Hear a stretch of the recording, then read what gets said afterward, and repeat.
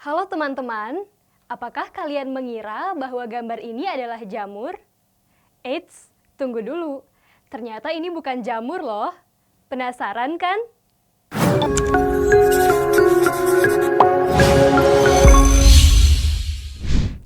Halo, kembali lagi bersama saya Aulia.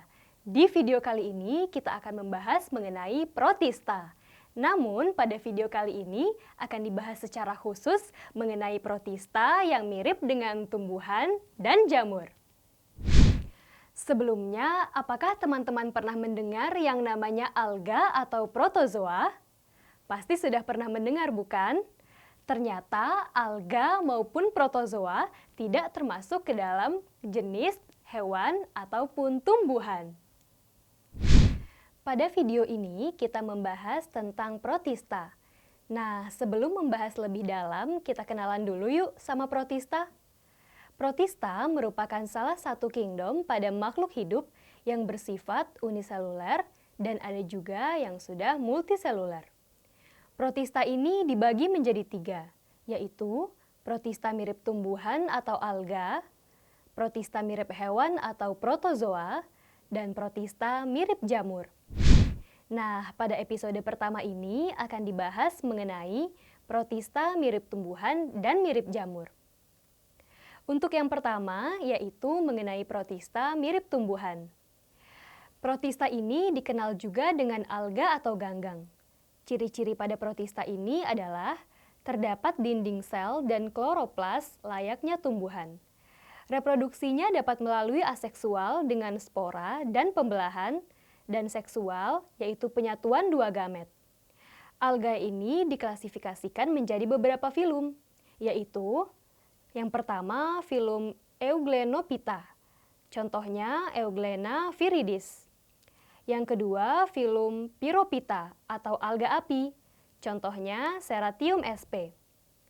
Yang ketiga filum Basilaryophyta, contohnya Navicula sp. Lalu yang keempat, filum Chlorophyta, contohnya Chlamydomonas sp. Lalu yang kelima, filum Chrysophyta, contohnya Ochromonas sp. Yang keenam, filum Phaeophyta, contohnya Laminaria sp. Dan yang ketujuh, filum Rhodophyta, contohnya Eushima sp. Selanjutnya, protista mirip jamur. Protista ini tidak dimasukkan ke dalam kingdom fungi karena struktur tubuh dan cara reproduksinya yang berbeda. Selain itu, protista mirip jamur ini dapat melakukan pergerakan. Protista mirip jamur dibagi menjadi 3, yaitu yang pertama jamur lendir atau plasmodial atau yang biasa disebut Myxomycota. Protista ini sering ditemukan di hutan basah atau tempat bekas kayu atau tanah yang lembab. Contohnya adalah Myxomycota sp, Archiria sp, Lycogala sp, dan Fusarium sp. Yang kedua ada jamur lendir barsel atau Acrasiomycota. Nah, protista ini habitatnya di air tawar, tanah lembab, atau bekas kayu yang roboh. Acrasiomycota bergerak menggunakan kaki semu yang berguna juga untuk memakan bakteri. Contohnya adalah Myxamoeba sp. Yang ketiga, jamur air atau Oomycota. Protista ini habitatnya di air dan tempat lembab lainnya serta mampu bergerak menggunakan flagela. Contohnya adalah Phytophthora sp. Nah, gimana teman-teman? Sudah paham kan sekarang penjelasan mengenai protista mirip tumbuhan dan jamur? Dengan demikian, dapat kita simpulkan bahwa protista merupakan suatu kingdom yang bersifat uniseluler dan multiseluler.